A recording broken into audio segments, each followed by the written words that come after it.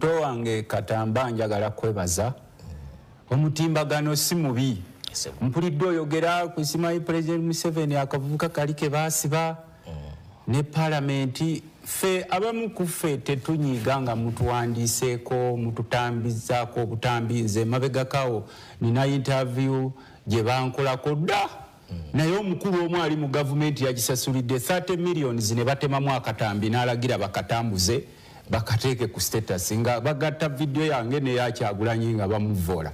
interview yadda nga balonze ba commissioner ba honorable former MP Kasule Sebunya no former MP Okero n'abalala naye omukulu omu n'akasasula nagakano katememu ne babugattamu n'abuteeka nnyo ne bubeera viral n'abutambuza kati latest victim Joel Ssenyonyi just inkwao katono kuba bino byote biri mu court Joel Ssenyonyi the leader of opposition Yabadde latest victim naye ye kikyenkimanyi kiri paid for ekiki era Joel Ssenyonyi beerako wano waliwo programu ezimu ze bagamba nti ntagingira kundi asembere ekya Joel Ssenyonyi kyentandikirako ye kiki waliwo omubaka wa parliament opposition alina office ze ziri awo ku Jinja Road yawa abavubuka ssente n'abagamba batandika ku blackmailing okukola obwo byonna bye bakola opposition very big man in opposition member of parliament awa abasajja b'essente he pays them buli week bakusasula emitwalo 25 bw'obeera ne account ku Facebook ne ku Twitter zisukka mu 100 so kati okuvuma mulimu ku Facebook ku social media okuvuma mulimu era ekikye kasita ye Joel Ssenyonyi bamuyita parliament ya Bungereza yamuyita nti nalina okugenda ayogereko gye bali bwenkinsandise n'ekyo kyempaako ng'example nti Joel Ssenyonyi the leader of opposition in Uganda parliament ya Bungereza nekola history negamba oyo tumuyise tugenda muwa 4 hours I think it is going to be in October tumuwa n'atandika okugira omukulu omu mu government bino byenjogera byange n'akiteekamu 5 billions okutanishinga erinnya lya Joel Ssenyonyi blackmail and propaganda era ebyo byonna bye mulaba omuvubuka omwagula page 10 abalameka they pay them go and do blackmail and propaganda specifically on targeted individuals bwe tebasobola kukuba kati waliyo kakalukanyeko nani nalukola kaso teri naye olaba n'abalina bwonga alaba ntono n'ateekayo n'oli n'ateekayo waliwo n'abalina obupapula babuyita my online papers they pay them to do blackmail on some individuals they pay them to do propaganda era kati abavubuka abasinga okuvuma abantu ku mitimbagano okubajolonga okubavoola propaganda blackmail is well paying job sisi kugamba bino mayimu emugene ne mulaba ne you take it for granted osanga omuvubuka omunga alina account singa 10 era ne bagenda nze waliwo omuyajja namwererako school fees omwana we nga talina nagawuna lebo abasajja nga bakukuba balina ke bataddeyo nenga nti abamu kufe banabyafuzi twaguba nange mfananako nga Museveni nakyo kyamuvuma kimunyiiza kyogera n'agenda nga nti oyo ateekeyo azironga azi kyekivumyo kyekiweesa omwana we school fees kakati ne gavumenti era twadde tusaba General Museveni omuvubuka oyo tumusiba you just educate them you don't need to imprison them because even your ministers do such n'abanene wano betumanyi they pay these young men to do blackmail and propaganda on targeted in politicians or individuals kubanga nze nkugambye nti emitimbagano nze nabeerako Germany mu katawuni bakaita Dome City ak'ebyafaayo naye Germany kyebasooka okugamba omuvubuka waayo lwaki Germany emu ku nsi ezisinze obugagga mu Europe ne Bungereza yagyegobako egiseeko Germany abavubuka baga mubeere ku mitimbagano balina emitimbagano gye bakozesa ku science and innovations nga babuuza ennyonyi zitambula zitya tunakoze tutya n'aba wano gula WhatsApp ompalampire gundi gulawo Facebook ompalampire gundi gulawo page nyingi nnyo ye kati waliwo ebifo nga Ssenyonyi byayingiramu just gwe mpaka example kuba ye mukulembeze wange ekya leader of opposition bukya Ssenyonyi afuuka leader of opposition gwafuuka musango musajja atusimanyi oba alya n'okulya emmere mukubbe yayingirira ekifo kyaffe Ssenyonyi mukubbe twali tetwetege mukubbe Ssenyonyi ne gwosanga eyo n'omubuuza duno kati waliwo gwe bagamba kongereyo n'akasalamu naga kongereyo nawe kongereyo n'osanga omuntu nga apromotinga nekyatamanyiiko nanka nolwekyo nze ng'omubaka parliament mu democracy wensi sikkiriza mu basibe. You just educate them mubasomese nti emitimbagano gisomesebwa mu nkulaakulana ku exchanging ideas. Waliwo bannabyafuzi bw'oba olina enkubiru ne Luttamaguzii, why do you fear me? Just confront me. Nze waliwo omusajja omu yagenda n'ayogerawo ande Luzungu ne mugamba muvere sole nze ngende Bungereza, English is a language, saagala nakulwogerayo kufuumuuka oluzungu lwo ogende nalwo, I don't care. Kakati ffe kye tugamba era naawe nkikubiriza namwe kubanga gwe nkulaba nnyo programu zonna Kagabe mawulire ng'ogasoma muteekenga waakafonti please, kubanga ebintu byonna abantu they learn nti omutimbagano gwakuteekako byankulaakulana. Nze bwe mbeera kampu Luttamaguzii ewaffe ntera okugamba abantu beewaffe nti tuteekeyo ku matooka abavubuka bab'enticed, tuteekeyo ku mwanyi, tuteekeyo bwe tukola ekkubo ne tuliteekayo nga tukutte enkumbi ne balaba nti Ssaabasajja Kabaka kyeyogerangako bulungi bwa nsi kikyasobola okubaawo, nga tuteekawo ebintu ebiri positive. Ne bino okwevuma, nange yadde ndi mubaka wa Parliament sisobola kugenda n'envuma Museveni because I know okubeera mu byobufuzi tubeera tudifalinga ideas. Naye ate tekigaana kwaba aboogera ku nsonga ezibeerawo nga kati obubbi obugenda maaso mu ggwanga okuwamba abantu. I just want to congratulate wali omuvubuka omu bamuyita Faustino Masaba, yali abeera Kata nga yakadda wano ne bamuwamba, n'abalala bonna be muwamba nga Olivia Lutaya Bamachete n'abavubuka bano bonna. Bwe nkozesa omutimbagano n'enteekayo abantu baffe kubanga for the first time nasanyuse nga abapoliisi nabo batukozeseza omutimbagano nti akasente kaffe ke mwatuwa abasajja bakabbye naye ate eno tubalwanirako nti akasente ka poliisi n'amagye ke twabongeza bakabbye ng'eri baliyisingiro bakutte emundu bakuba Kyagulanyi genda. Kakati sisobola kuva eri ngambe nti I will keep quiet kubanga zino ensonga zigenda maaso. Nange ng'omukulembeze as a leader I'm supposed to be exemplary nti omutimbagano guno nguteekako ne promoting bye tukola mu Parliament. Waliwo omukisa the right honorable speaker of Parliament gwe yatuwanga n'agamba nti wano bwe mubeerawo n'ekintu kye mukoze tulina omutimbagano gwaffe gwa Parliament. Don't feel shy because you're opposition, because when you go to Parliament we are all members of Parliament regardless. Era naffe Honorable Javira ajja kunjulira nga right honorable speaker yatugamba bwe tuwaako ne bwa achievement bwaffe tubuteekayo. Oba oli araninga omutimbagano akapromotinze oba tekapromotinze naye nga nkimanyi it is my right okuteekayo ekiripozi. So n'olwekyo mukama wange nga maliriza nze njagala kubiriza abavubuka emitimbagano si mwebi mirungi egimu gikolebwako business. Teeka ku business yo nti nze nunda mbizi sorry goli musiramu nunda nte staga fly nunda nte nkola kino ffe mu Parliament bw'obaako n'achievements zo ziteekeko a world over mu exchanging ideas. Not every idea is supposed to be defending me. Bwe mba nina ensobi gye nkoze nga ffe mu Parliament mbadde muteekawo parliamentary exhibition, one of our leaders yavaayo n'atugamba nti bwe baba nga be baboogerako bikyamu ku mitimbagano you come out and defend yourselves. Kati ate naffe nga ababaka ba Parliament for the first time waliwo bye twekangira ku mitimbagano ne tuga man look here kino kiri wano mu Parliament wentuula era sebo nze omu ku babaka ba Parliament nalabye abavubuka bano nga beekyanga nti bajja kujja ku Parliament nga 23 naga njagira neogomako kuba omuvubuka ayinza okunkubirawo ekikonde ekyobwereere ng'ate fe omubaka Parliament bakukuba n'ozzaayo bagamba olabye ababaka kati bakuba abalonzi baabwe. Kakati kyenina okukola nina okwegoma. So emitimbagano mirungi era tujagala bagikozese. Kyensaba abakulu mu gavumenti temukikozesa kubanga kati batandise okikozesa okukwata opposition naddala. Oyo gundi mukwate yes fena tetusobola kukola birungi, tetusobola kuwandiika birungi, tetusobola kwogera birungi. Naffe tubagambye tuli eno side eno batusalamu obutambi n'obwedda ne babuyunga ne batujolonga ne batukola ebitagambika but still tulina okusomesa abantu baffe nti tusobola okukozesa emitimbagano gino bulungi. Nze waliwo ekyenku ekisembayo Mwami Museveni yaggalawo Facebook. Okimanyi ekyo? Naye ne baminisita bagenda ku VPN ne bateekamu ne babba. N'omugamba nti mutuula mu cabinet lwaki oli ku Facebook nga baagiggalawo n'agamba nze nsigalire emabega.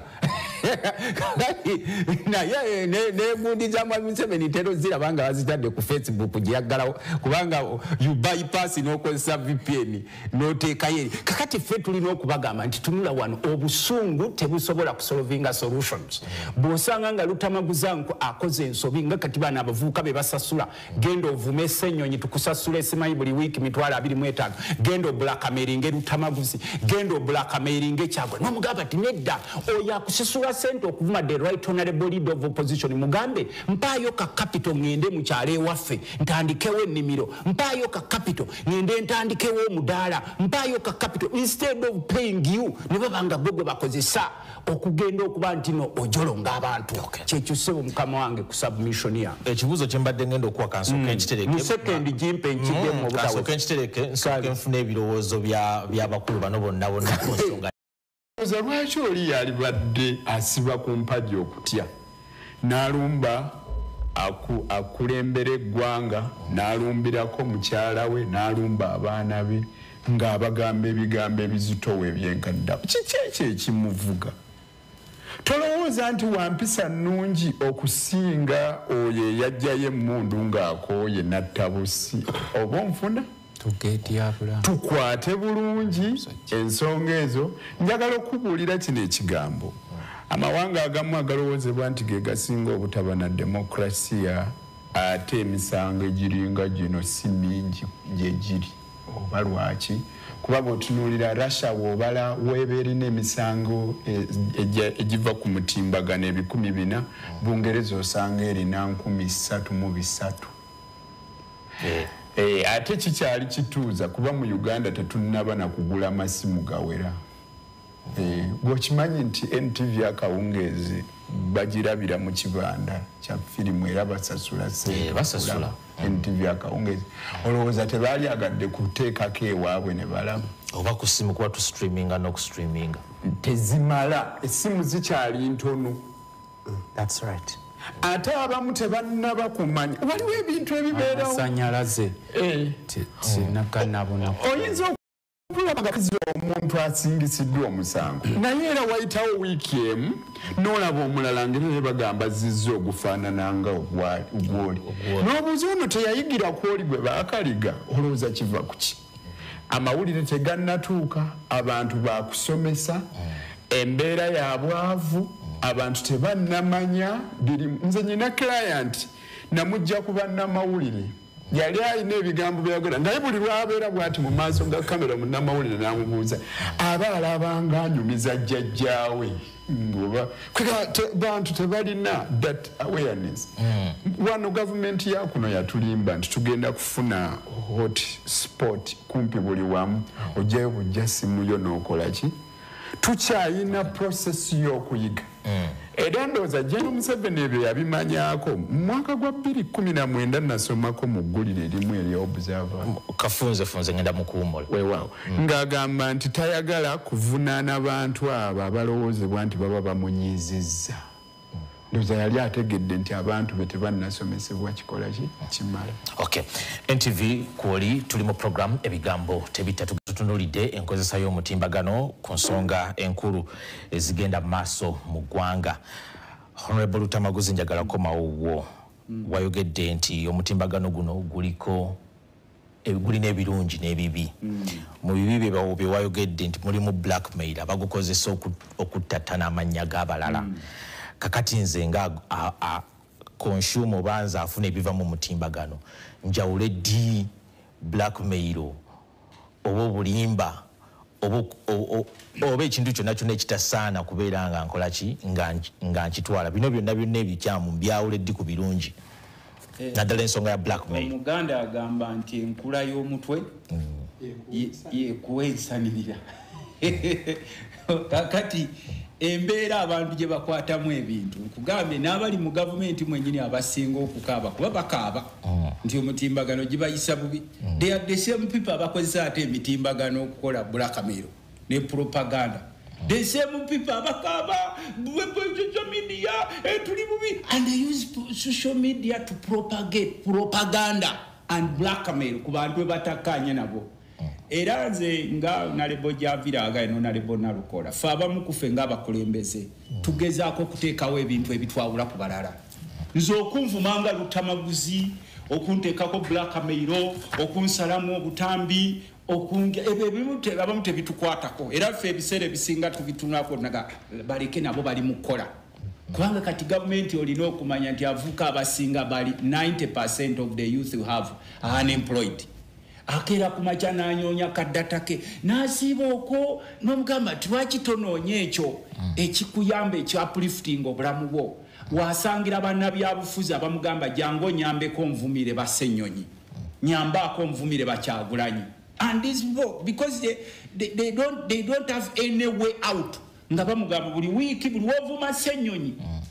buli wiki tujja kuwanga emitwalo 25 as long as you have as many fake accounts as possible kubanga naye ali ku kisenge vulnerable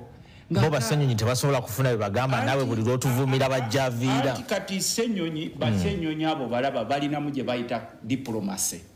Ssenyonyi tebatuma Joel said the right honorable leader of opposition by Joel Ssenyonyi tumukozanga kyakulabira just mukozanga kyakulabira ko tasobola kunyiga jendi they have a lot of diplomacy balowooza the days are normal the days are not normal kubanga n'abasajja abakulu boosuubira nti bano bagenda kukozesa emitimbagano ku lw'obulungi bw'eggwanga ku lw'obulungi bw'abannayuganda ate ogenda okulaba they are the same people facilitating blackmail and propaganda kakati naffe olumu tutuuka ne tusoberwa n'osanga minisita ataddeyo sente kateeke yaako bw'asanga emmwanyi za Luttamaguzii zaabaze ekyo tekikola mawulire era tekifuna likes sebo waliwo nze yansalamu akatambi ng'ayagala afunireko likes ze simanyi bw'ofuna likes ennyingi mbwoba gugwe kusasula bwekusasula teekayo akasasamaza n'akateeka nze tutera okubasanga abavubuka nonga nti yes nkulaba ojja ne ku palamenti wali eri naye sisobola kukulumba kubanga naawe nkimanyi obeera ku kisenge they pay you to do blackmail they pay you to do propaganda naye njagala kukubuulirako the same person who's paying you to do propaganda at the end of the day bw'ataakusasule ogenda mwekyukira otandika okumukuba oluga teekayo simanyi kateeke kabeere vairo kagiremu mangu kakati ffe ng'abakulembeze waliwo abakulembeze abali soba wembulize kibuuza tetubeera soba nze mbyawudde ntya biwuliriza anti kakati gwayawula oli musajja toli bebi atasobola kwawula juba na kayuba mukukulu fa babeera mu kyalo olaba nti ino juba no kayuba mukukulu omukibuga abenti waayo nalebo Luttamaguzii nze wange kukampu Luttamaguzii mba n'ebinyonyi ebyenjawulo kuba nnima amapeera oli bwajeri naga Luttamaguzii kati njawule nti ejjuba ne kayuba mukukulu omugamba well it takes time it takes time you have to be very patient nze kugambe nze siwagira mwami Museveni bukyajja n'ewaffe nze waffe banyima nako sente ezindabirira lwa mwami Museveni Ssaabasajja Kabaka oyo gwolaba nze gwenwanira ennyo yampanga nnyo sente ezandabirire Makerere kubanga nabagamba ng'ebintu ebimu byetaaga obwegendereza naye Museveni kyemwegombako simwagirangako is a very patient man oyinza omulinnya mu January naye ng'alina okukuba akakumbi n'akakukuba mu December n'oluwa February March ng'olowooza biva nako kumbe mu December ekibonerezi kyo wagenda okira kakati naffe abakozesa emitimbagano olumu twetaaga obugumiikiriza kubanga kati ffe ng'olaba bye batuteekako ku parliament ku mitimbagano some of those muzita ziteekawa ku parliament waliwo baziyita ku mitimbagano posts waliwo bakiyita ziriwa zonna zoga ze batutaddengako posts zino zebadde batuteekangako ku parliament accountabilities ezo some of them are allegations era oliwo omugamba can you prove era nze kyenagamba n'abawo ku parliament nga bakwanda oyo mukwata ne baba please be patient when you are a leader you can be accused you can even be blackmailed even someone can spread propaganda nakuyiteko nawo ekitwawukanya nze Luttamaguzii leader n'oyo gwekulembera is level of patience era ensonga lwaki olaba nti mu parliament waliwo musobola okwekuba ebikonde teeka likukkiriza niye tebayakuvunaana but because a leader is supposed to be very very patient veje twagamba mwami Museveni nti jailing those young men whom we have made to be unemployed see a solution kubanga waliwo n'abali ebweru w'eggwanga n'omugamba nze waliwo bompeereza mu inbox yange owaye ng'endaba kawemula oba kavuma mga please eyo level giveeko mpeerezaako ku kagundi akalaga innovations mpeerezaako naffe yadde parliament bagikastigatinga nnyo sirabanga yo muntu ayogera kirungi ku parliament naye nange nasaba abavubuka naffe mutuwandiikeko ku birungi ogambe nti abasajja naye sebo nalukoola naye simulyangako nga nina ekirungi kanso kyayogera nti parliament yakikoze naye naffe tukola ku birungi ebirungi nno ddala wali eri mu parliament ebiri exceptional nga tolina walala naye olw'okuba nti side eno yo egamba nti parliament is supposed to be castigated ne bwokola ekirungi mu parliament teryakula at least bwokola ebirungi 10 era oli anoonyaamu ekibi ekitinnye ennyo ekitasoundinga naaba nga kyateekwa naffe kyetugamba abantu baffe naddala bali mu gavumenti mukimanyi abavubuka bano mwe mutabawadde emirimu ebintu bye baakolangamu byonna mu bisaanyizaawo the other day nalabye abamu mugenda bagoba mu kusomesa okutandika otya okuleeta etteeka mu parliament lyenda bamuleeta mbumusomesa primary alina okuba ne degree ani yakugamba nti the more the degrees ki intellectualism ffe mu kyalo mu byewaffe nakaseke gyenva essomero lya Timuna primary school Ignatius Kanga ve musazi gwe mwazike kololo leyatuwa abaana bavangaye abagwanga P7 mu ssomero eryo they would go and become teachers ate ne basomesa abantu ate ne bayitira ddala bulungi nnyo olira sebo eyagwa P7 nayingira omusomesa bagendanga mu national teachers college naye omuntu ayinza okugamba era naffe bwe twabavanga